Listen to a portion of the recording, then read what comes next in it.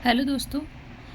आज हम assistant professor के पाठ्यक्रम में लगी हुई कहानी दुनिया का सबसे अनमोल रत्न पढ़ेंगे। इसके पहले भी हमने यूजीसी और असिस्टेंट प्रोफेसर के पाठ्यक्रम में लगी हुई कहानी और निबंध को देखा है।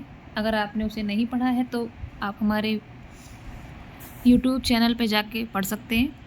चलिए पढ़ते हैं। दिल फिगार एक कटीले पेड़ के नीचे दामन चाक किए बैठा हुआ खून के आंसू बहा रहा था।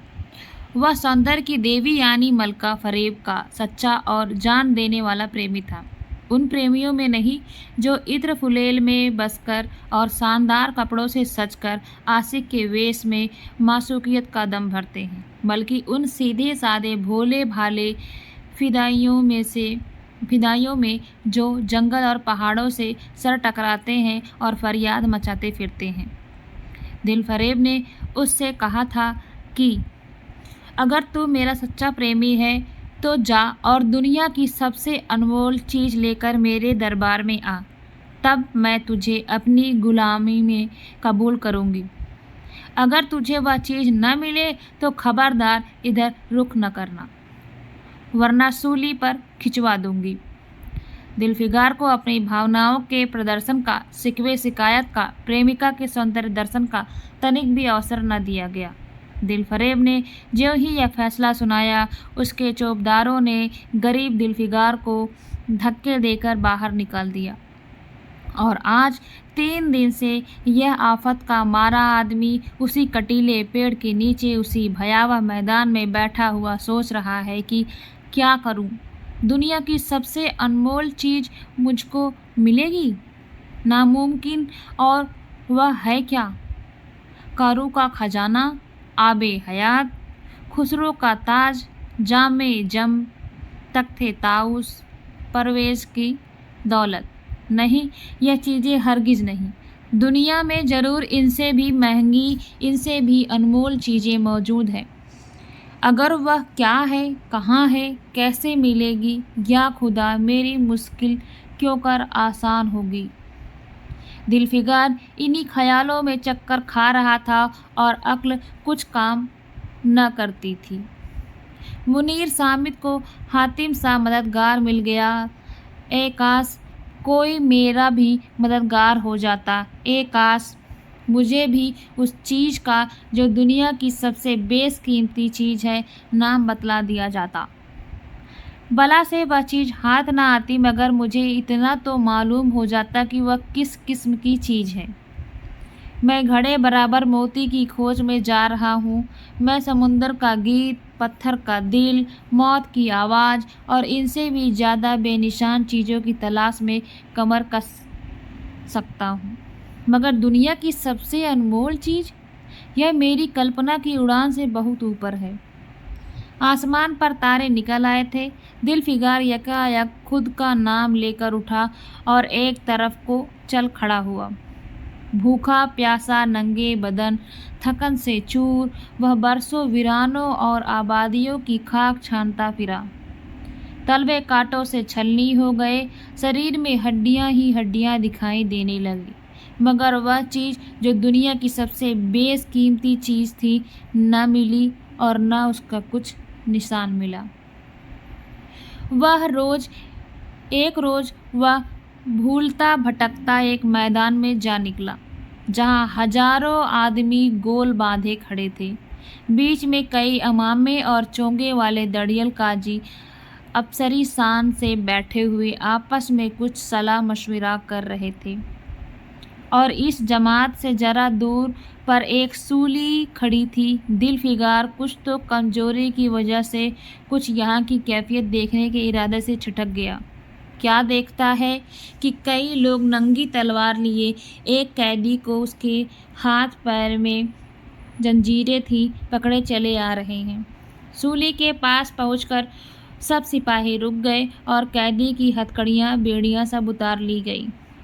इस अभागे आदमी का दामन सैकड़ों बेगुनाहों के खून के छींटों से रंगीन था और उसका दिल नेकी के ख्याल और रहमत की आवाज़ से जरा भी परिचित न था। उसे काला चोर कहते हैं। सिपाहियों ने उसे सूली के तख्ते पर खड़ा कर दिया, मौत की फांसी उसके गर्दन में डाल दी और जल्लादों ने तख्ता खींचने का इरादा किया कि वह अभागा मुजरिम चीख कर बोला, खुदा के वास्ते मुझे एक पल के लिए फांसी से उतार दो ताकि अपने दिल की आखिरी आरजू निकाल लूँ। यह सुनते ही चारों तरफ सन्नाटा छा गया। लोग अचंभे में आकर ताकने लगे। काजियों ने एक मरने वाले आदमी की याचना को रद्द करना उचित न समझा और बदनसीब पापी काला चोर जरा देर के लिए फांसी से उतार लिया गया। इसी भीड़ में एक खूबसूरत भोला भोला लड़का एक छड़ी पर सवार होकर अपने पैरों पर उछल उछल फर्जी घोड़ा दौड़ा रहा था और अपनी सादगी की दुनिया में ऐसा मगन था कि जैसे वह इस वक्त सचमुच किसी अरबी घोड़े का सहसवार है। उसका चेहरा उस सच्ची खुशी से कमल की तरह खिला हुआ था जो चंद दिनों के लिए बचपन ही में हासिल होती है और जिसकी याद हमको मरते दम तक नहीं भूलती। उसका दिल अभी तक पाप की गर्द और धूल से छूता था और मासूमियत उसे अपनी गोद में खिला रही थी। बदनसीब काला चोर फांसी से उतरा, हजारों आंखें उस पर गड़ी हुई थी। वह उस लड़के के पास आया और उसे गोद में उठाकर प्यार करने लगा। उसे इस वक्त वह जमाना याद आया जब वह खुद ऐसा ही भोला भाला, ऐसा ही खुश व खुर्द और दुनिया की गंदगियों से ऐसा ही पाक साफ था। माँ गोदियों में खिलाती थी, बाप बलाएं लेता था और सारा कुनबा जान न्यौछावर करता था। आह, काले चोर के दिल पर इस वक्त बीते हुए दिनों की याद का इतना असर हुआ कि उसकी आंखों से जिन्होंने दम तोड़ती हुई लाशों को तड़पते देखा और न झपकी आंसू का एक कतरा टपक पड़ा। दिलफिगार ने लपक कर उस अनमोल मोती को हाथ में ले लिया और उसके दिल ने कहा, बेशक यह दुनिया की सबसे अनमोल चीज़ है जिस पर तख्ते ताउस और जामे जम और आबे हयात और जरे परवेज सब न्यौछावर हैं। इस ख्याल से खुश होता कामयाबी की उम्मीद में सरमस्त दिलफिगार अपनी मासूका दिलफरेब के शहर मीनोसवाद को चला, मगर ज्यों-ज्यों मंजिल तय होती जाती उसका दिल बैठ जाता था कहीं उस चीज़ की जिसे मैं दुनिया की सबसे बेशकीमती चीज़ समझता हूँ। दिलफरेब की आंखों में कद्र न हुई तो मैं फांसी पर चढ़ा दिया जाऊंगा और इस दुनिया से नामुराद जाऊंगा। लेकिन जो हो सो, अब तो किस्मत आजमाई है। आखिरकार पहाड़ और दरिया तय करते शहर मनोसवाद में आ पहुंचा और दिलफरेब की ड्योढ़ी पर जाकर विनती की कि थकान से टूटा हुआ दिलफिगार खुदा के फजल से हुक्म की तालीम करके आया है और आपके कदम चूमना चाहता है। दिलफरेब ने फौरन अपने सामने बुला भेजा और एक सुनहरे पर्दे की ओट से फरमाइश की कि वह अनमोल चीज़ पेश करे। दिलफरेब ने आशा और भय की एक विचित्र मना स्थिति में वह बूंद पेश की और उसकी सारी कैफियत बहुत पुअसर लफ्जों में बयान की।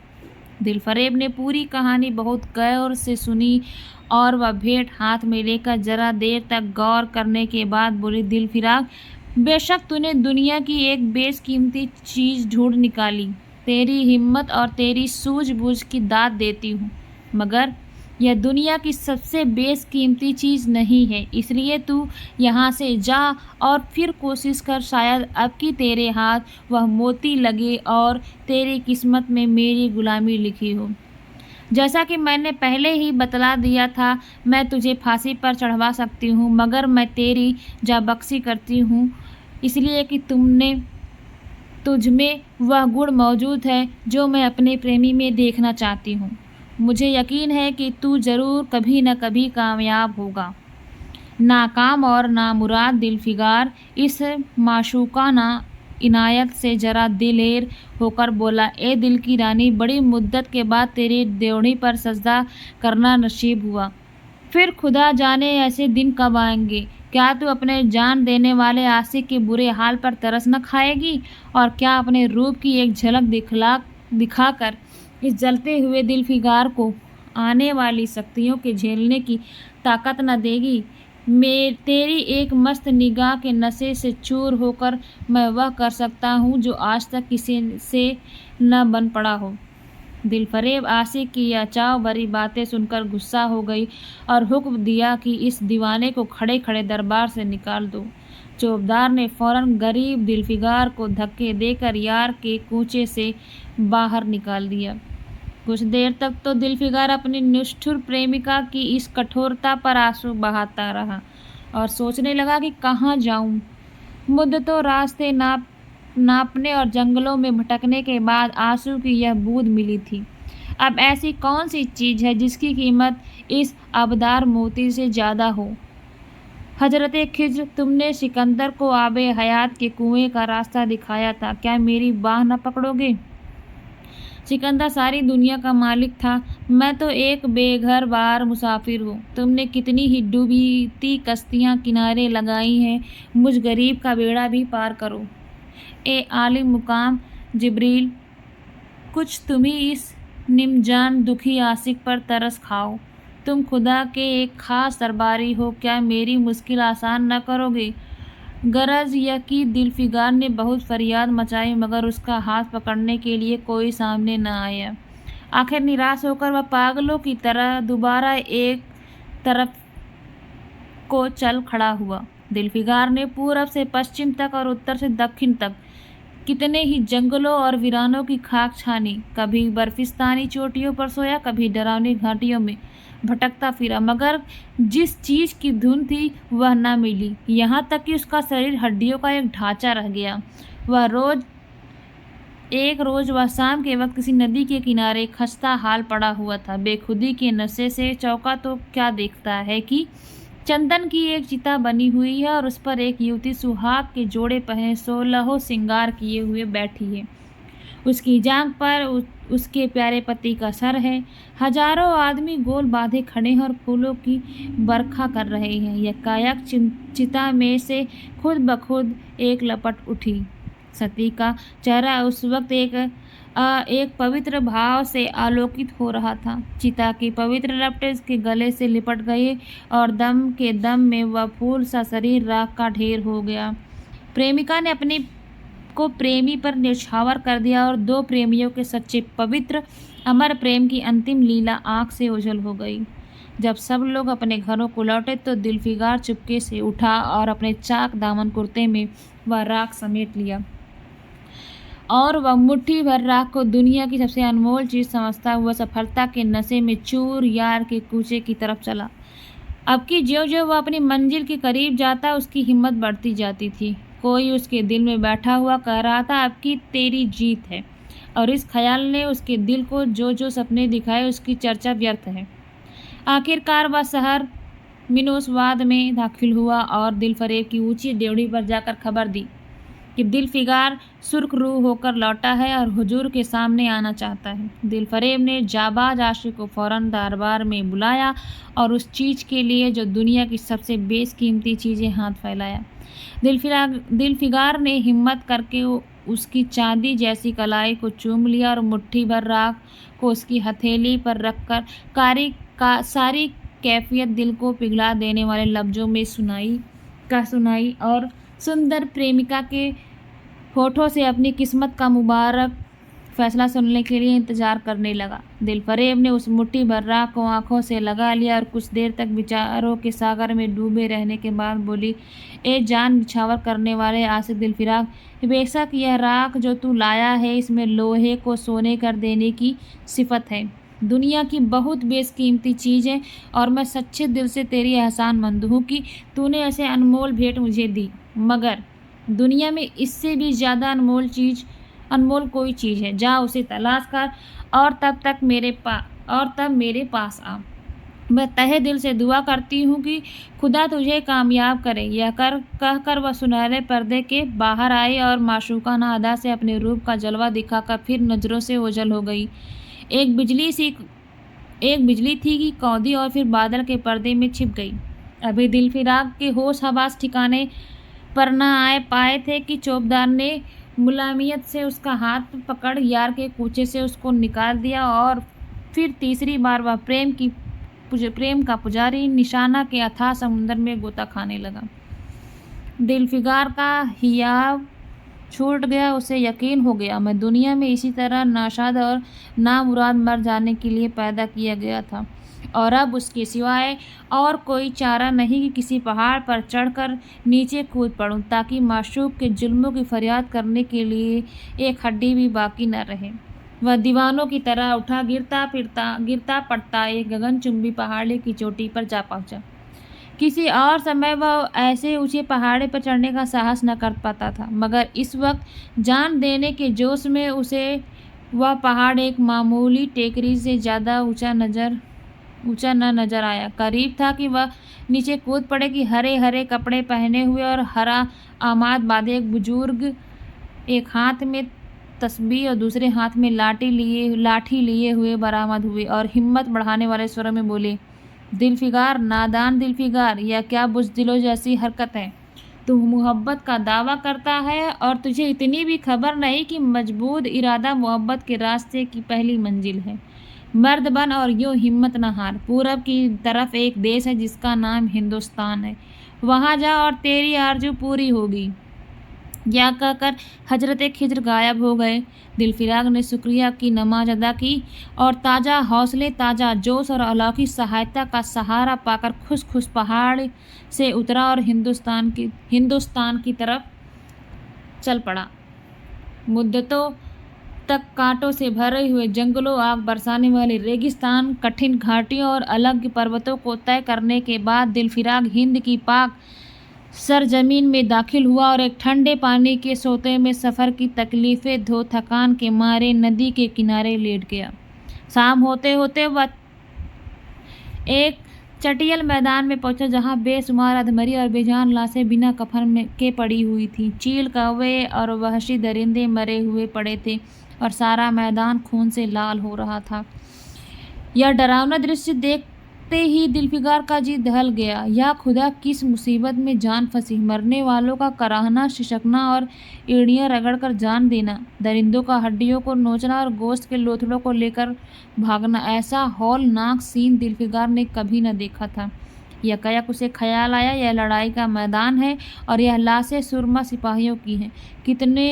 इतने में करीब से कराहने की आवाज़ आई। दिलफिराक उस तरफ फिरा तो देखा कि एक लंबा तगड़ा आदमी, जिसका मर्दाना चेहरा जान निकालने की कमजोरी से पीला हो गया है, जमीन पर सिर झुकाए पड़ा है और सीने से खून का फव्वारा जारी है, मगर आबदार तलवार की मूठ पंजे से अलग नहीं हुई। दिलफिगार ने एक चीथड़ा लेकर घाव के मुंह पर रख दिया ताकि खून रुक जाए और बोले, ये जवान तू कौन है? जवान मर्द ने यह सुनकर आंखें खोली और वीरों की तरह बोला, क्या तू नहीं जानता मैं कौन हूँ? क्या तूने आज तक तलवार और आबदार शमशीर? फिर अपना जौहर दिखाने के लिए चमक उठी। दिलफिगार समझ गया यह इस वक्त मुझे अपना दुश्मन समझ रहा है। नरमी से बोला, ए जवादान मर्द, मैं तेरा दुश्मन नहीं हूँ। अपने वतन से निकाला हुआ एक गरीब मुसाफिर हूँ। इधर भूलता भटकता आ निकला। बराए मेहरबानी मुझसे यहाँ की कुल कैफियत बयान कर। यह सुनते ही घायल सिपाही बहुत मीठे स्वर में बोला, अगर तू मुसाफिर है तो आ मेरे खून से तर पहलू में बैठ जा, क्योंकि यही 2 अंगुल ज़मीन है जो मेरे पास बाकी रह गई है और जो सिवाय मौत के कोई नहीं छीन सकता। अफसोस है कि तू यहाँ ऐसे वक्त में आया है जब हम तेरा आतिथ्य सत्कार करने के योग्य नहीं। हमारे बाप दादा का देश आज हमारे हाथ से निकल गया और इस वक्त हम बेवतन हैं। मगर पहलू बदलकर हमने हमलावर दुश्मन को बता दिया कि राजपूत अपने देश के लिए कैसी बहादुरी से जान देते हैं। यह आसपास जो लाशें तू देख रहा है, यह उन लोगों की है जो इस तलवार के घाट उतरे हैं। मुस्कराकर और गोया कि मैं बेवतन हूँ, मगर गनीमत है कि दुश्मन की ज़मीन पर मर रहा हूँ। सीने के घाव से चिथड़ा निकालकर क्या तूने यह मरहम रख दिया? खून निकलने दे, इसे रोकने से क्या फ़ायदा? क्या मैं अपने देश अपने ही देश में गुलामी करने के लिए जिंदा रहूं? नहीं, ऐसी जिंदगी से मर जाना अच्छा है। इससे अच्छी मौत मुमकिन नहीं। जवान मर्द की आवाज़ मध्यम हो गई, अंग ढीले पड़ गए। खून इतना बहा कि खुद ब खुद बंद हो गया। रह रहकर एकाध बूंद टपक पड़ता था। आखिरकार सारा शरीर बेदम हो गया। दिल की हरकत बंद हो गई और आंखें मुद गई। दिलफिगार ने समझा, अब काम तमाम हो गया, कि मरने वाले ने धीमे से कहा, भारत माता की जय, और उसके सीने से खून का आखिरी कतरा निकल पड़ा। वह सच्चे देश प्रेमी और देशभक्त ने देशभक्ति का हक अदा कर दिया। दिलफिगार पर इस दृश्य का बड़ा गहरा असर पड़ा और उसके दिल ने कहा, बेशक दुनिया में खून की इस कतरे से ज़्यादा अनमोल कोई चीज़ नहीं हो सकती। उसने फौरन उस खून की बूंद को, जिसके आगे यमन का लाल भी हेज है, हाथ में ले लिया और इस दिलेर राजपूत की बहादुरी पर हैरत करता हुआ अपने देश की तरफ रवाना हुआ और शक्तियाँ झेलता आखिरकार बहुत दिनों के बाद रूप की रानी मलका दिलफरेब की ड्योढ़ी पर जा पहुंचा और पैगाम दिया कि दिलफिगार सुर्खरू और कामयाब होकर लौटा है और दरबार में हाजिर होना चाहता है। दिलफरेब ने उसे फौरन हाजिर होने का हुक्म दिया। खुद हस्बे मामूल सुनहरे पर्दे की ओट में बैठी और बोली, दिलफिगार, अब की तो बहुत दिनों के बाद वापस आया है। ला, दुनिया की सबसे बेशकीमती चीज़ कहाँ है? दिलफिगार ने मेहंदी रची हथेली को चूमते हुए खून का वह कतरा उस पर रख दिया और पूरी कैफियत पुरजोश लहजे में कह सुनाई। वह खामोश न होने पाया था कि यकायक वह सुनहरा पर्दा हट गया और दिलफिगार के सामने हुस्न का एक दरबार सजा हुआ नजर आया, जिसकी एक एक नाजनीन जुलेखा से बढ़कर थी। दिलफरेब बड़ी शान के साथ सुनहली मसनद पर सुशोभित हो रही थी। दिलफिगार हुस्न का यह तिलस्म देखकर अचंभे में पड़ गया और चित्र लिखित सा खड़ा रहा कि दिलफरेब मसनद से उठी और कई कदम आगे बढ़कर उससे लिपट गई। गाने वालियों ने खुशी के गाने शुरू किए। दरबारियों ने दिलफिगार को नजरें भेंट की और चांद सूरज को बड़ी इज्जत के साथ मसनद पर बैठा दिया। अब वह लुभावना गीत बंद हुआ तो दिलफरेब खड़ी हो गई और हाथ जोड़कर दिलफिगार से बोली, ए जानिसार आशिक दिलफिगार, मेरी दुआएं बर आई और खुदा ने मेरी सुन ली और तुझे कामयाब व सुरखरू किया। आज से तू मेरा मालिक और मैं तेरी लौंडी। यह कर कर उसने एक रत्न जड़ित मंजूसा मंगाई और उसमें से एक तख्ती निकाली, जिस पर सुनहरे अक्षरों में लिखा हुआ था, खून का वह आखिरी कतरा जो वतन की हिफाजत में गिरे दुनिया की सबसे अनमोल चीज़ है।